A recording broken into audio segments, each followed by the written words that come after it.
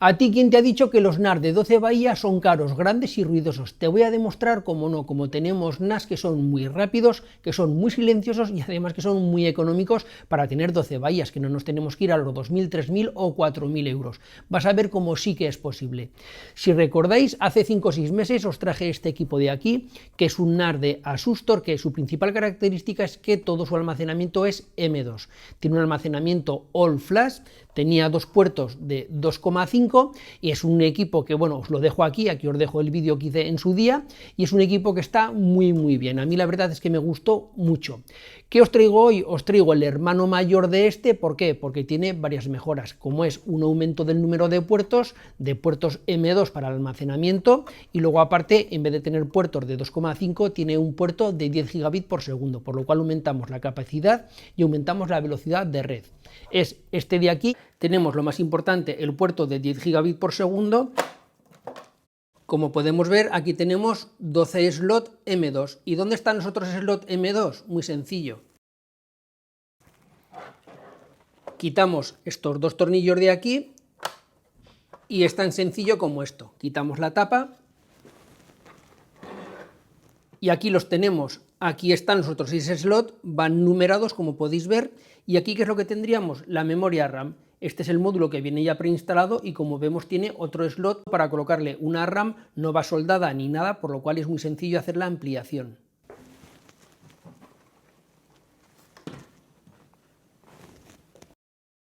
Antes de entrar a explicaros las características técnicas de este equipo, os quiero explicar por qué es un equipo tan importante, tan disruptivo, y por qué creo que este equipo puede encajar muy bien en muchísimas empresas, evidentemente también para uso doméstico, para uso particular, pero para las empresas les puede venir muy bien. Mirad, lo dejo aquí, luego lo retomaré para explicaroslo mejor, pero mirad, como ya he mencionado antes, tiene 12 puertos, 12 slots.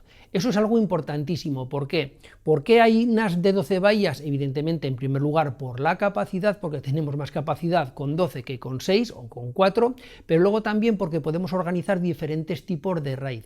Muchas veces necesitamos, por el tipo de datos que tenemos, tener unos datos en un RAID 5, otros en un RAID 6 o en un RAID 0, en un RAID 1.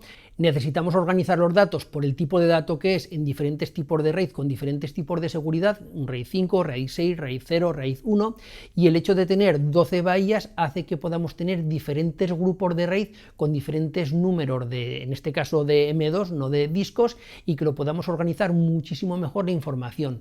El hecho de tener 12 bahías, o en este caso 12 puertos M2, no es ningún problema porque veis que el tamaño es muy pequeño, no tenemos el típico cajón muy grande que mete mucho ruido, que genera muchísimo calor. Este equipo lo he tenido durante bastantes días colocado detrás de mi mesa, lo tenía ahí detrás en ese cajón, y la verdad es que no genera nada de ruido y no genera nada de calor. ¿Por qué? Porque todo el almacenamiento es flash. El hecho de que el almacenamiento sea flash hace que sea un equipo muy rápido. La verdad es que es un equipo muy rápido, muy eléctrico, enseguida accedes a las cosas. ¿Por qué? Porque generalmente cuando nosotros hablamos del tipo de almacenamiento en un servidor, tenemos almacenamiento frío y almacenamiento caliente, y luego dentro del almacenamiento caliente lo más rápido es las M2, pero es que este equipo todo es M2, todo es almacenamiento ultra rápido. Luego, como vamos a ver, el procesador también está bastante bien, y luego algo que también es muy importante es el puerto de 10 gigabits por segundo. ¿Por qué? Porque, como ya digo, es un equipo que a una empresa le puede venir muy bien, se pueden conectar muchos equipos a él, puede gestionar muchos datos porque todo el almacenamiento es flash. Además, algo muy importante, el almacenamiento va en placa, porque hay muchos equipos que el almacenamiento M2 va pinchado en una PCI, aquí no, vaya todo con las pistas que van dentro de la placa base, es algo que también es muy importante. Y bueno, como decía, el hecho de poder extraer toda esa velocidad a través de un puerto de 10 gigabits por segundo también es algo muy importante. Y tú dirás, vale, pero es que este equipo tiene que valer 2 o 3.000 euros. No, esa es la ventaja que tiene este equipo, que no es un equipo que valga 2 o 3.000 euros, como es habitual en los equipos de 12 bahías. Es un equipo que ronda los 900 euros. Abajo en las notas del vídeo os dejaré el enlace para que lo podáis ver. Y bueno, la verdad es que por este precio no se le puede pedir nada más. Vamos a echar un vistazo muy rápido al Flash Store, para lo cual accedemos al NAS, y como es lógico, en primer lugar lo que más llama la atención es el almacenamiento. Vamos a verlo. Venimos al administrador de almacenamiento, aquí está, lo voy a poner más grande para que se vea mejor. Yo he configurado varios volúmenes y como vemos aquí tenemos 12 slots yo tengo llenos 9 slots, le he metido 9 M2 y me quedan 3 libres. He configurado varios volúmenes con diferentes tipos de RAID y bueno, aquí estaría la configuración de los diferentes volúmenes.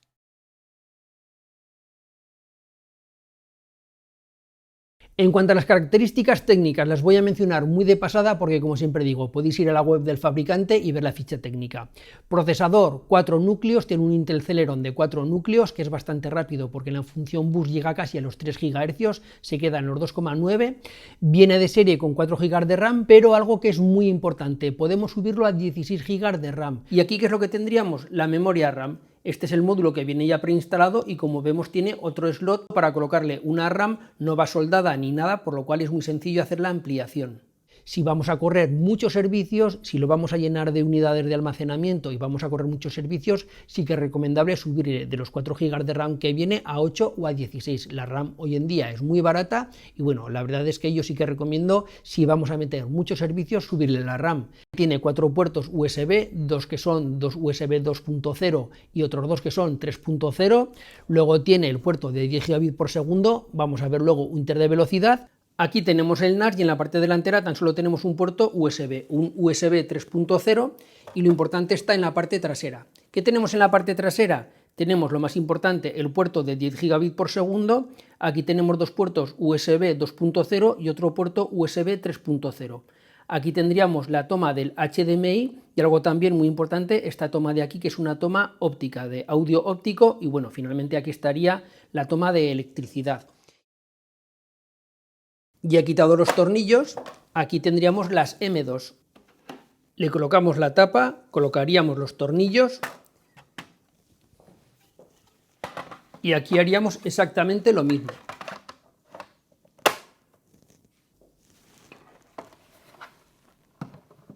Y luego en la parte superior, visto desde arriba, aquí tendríamos los LED de status. Esta salida HDMI también es muy importante. ¿Por qué? Porque el procesador que lleva también lleva una gráfica incorporada, es capaz de hacer codificación y decodificación H264, H265, incluso en 4K a 60 frames por segundo. Por lo cual la potencia gráfica es algo que también es a tener en cuenta porque este equipo también está diseñado para, al igual que su hermano, evidentemente, para poderlo colocar en una oficina y a lo mejor conectarle una televisión en el caso de que tengamos que reproducir algo. Evidentemente en una oficina no es para reproducir películas, pero sí que si a lo mejor tenemos que reproducir algún vídeo corporativo, alguna imagen, alguna cosa, nos puede venir muy bien. A nivel doméstico, por supuesto, lo podemos colocar debajo de la televisión porque es muy silencioso y podemos tenerlo pues como un servidor multimedia, con Plex, con Envy, podemos tenerlo como un reproductor, en este caso para audio, para música, y además Asustor precisamente en la parte multimedia, en la parte de codificación y decodificación, la verdad es que lo hace muy bien. Yo me vengo al gestor de aplicaciones y mirad, gracias a que tiene una salida HDMI podemos instalar, por ejemplo, Amazon Prime Video. Aquí está, luego lo vamos a ver, aquí estaría la de España, aquí está la de otros países y podemos utilizarlo como un reproductor para Prime Video. Pero no solo para Prime Video, también tenemos Disney Plus, también tenemos Netflix, aquí veríamos todas las aplicaciones que tiene y luego podemos instalar servidores tanto de audio como de vídeo. Vamos a verlo como lo tengo yo instalado. Si nos venimos a multimedia, vemos que yo tengo instalado Jellyfin y Plex, que son 2 servidores multimedia. Luego para DLNA, para Plug and Play está Wonky y UPnP Media. Después está Ron para la música, es un excelente servidor de música porque admite música sin pérdida, admite formatos sin pérdida como puede ser FLAC, por supuesto MP3 y todo tipo de formatos de audio. Y luego finalmente estaría el famoso Handbrake para poder convertir los formatos de audio y de vídeo, para poder convertir las películas y las series o la música a otro formato, para poder hacer una transcodificación. Las diferencias que tiene con su hermano pequeño, con el Loquestor 6, básicamente es que, como podéis ver, el tamaño es exactamente igual, en la parte delantera son iguales, en la parte trasera son también exactamente iguales, la única diferencia es por dentro internamente el número de puertos que tiene y luego el puerto que es de 10 Gb por segundo en vez de 2 puertos de 2,5, pero como podéis ver el tamaño, lo que es en sí el chasis es exactamente el mismo. Vamos a medir la velocidad que nos da el puerto de 10 Gb por segundo, para lo cual abrimos iPerf y abrimos una terminal para lanzar el iPerf. Y hasta la escucha el servidor y vamos a ver qué velocidad nos da. Y aquí podemos ver que la velocidad es de 9,41 gigabits por segundo, es decir, básicamente 10G. Si quitamos las cabeceras y quitamos todo, se queda en un 10G real. Y esto es lo más importante, aquí vemos que la velocidad es totalmente plana, no hay ningún pico, es totalmente estable, no hay subidas y bajadas y no hay caídas, no hay drops. Aquí está, totalmente estable. Lo paro y aquí tenemos la velocidad del servidor y vemos que la velocidad del servidor pues básicamente es la misma, 9,43 frente a 9,41, es la misma.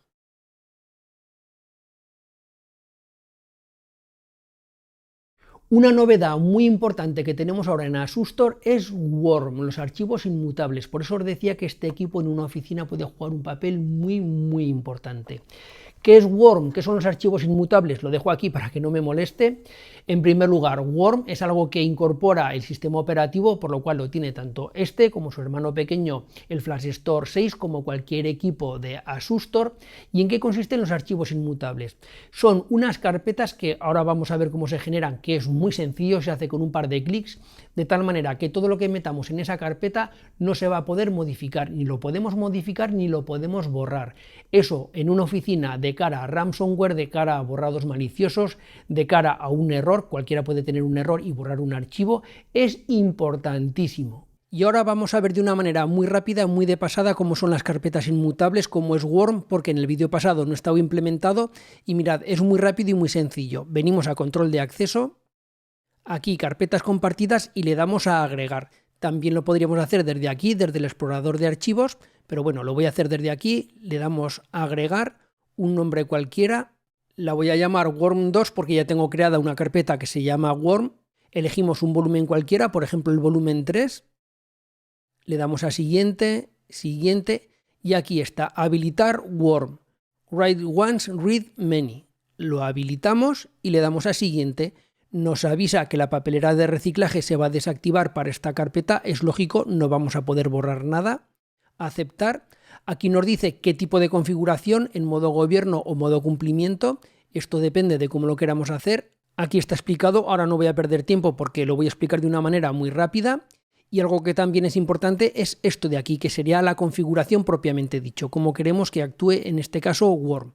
Elegimos la configuración que queramos, le decimos siguiente y finalizar. Ya está, tan sencillo como eso. Y aquí ahora vemos que ya tengo la carpeta que tenía yo ya creada, que se llama Worm, y esta que acabo de crear, que se llama Worm2, que vemos que tiene un color diferente y tiene el simbolito del candado porque no se puede borrar. Y si nos venimos al explorador de archivos, aquí está Worm y Worm2 y ya nos avisa que es una carpeta Worm para que sepamos que si metemos algo dentro no lo vamos a poder ni borrar ni modificar. El hecho de tener los archivos importantes dentro de una carpeta Worm nos va a facilitar muchísimo el trabajo porque vamos a tener nuestros datos muy seguros. No nos van a poder cifrar el NAS, no nos lo van a poder borrar y eso es algo que de cara a una empresa, de cara a según qué sectores de empresa, por ejemplo un despacho de abogados, una gestoría, el hecho de tener la documentación a salvo es algo muy importante y por eso el hecho también de tener 12 bahías para poder generar o para poder almacenar mucha documentación es importantísimo. Por supuesto su hermano pequeño también lo puede hacer.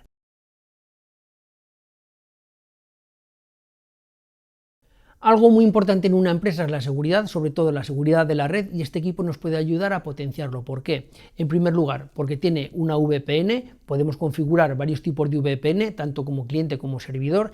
También tiene WireGuard, con algún matiz, ahora lo vamos a ver, os lo voy a explicar.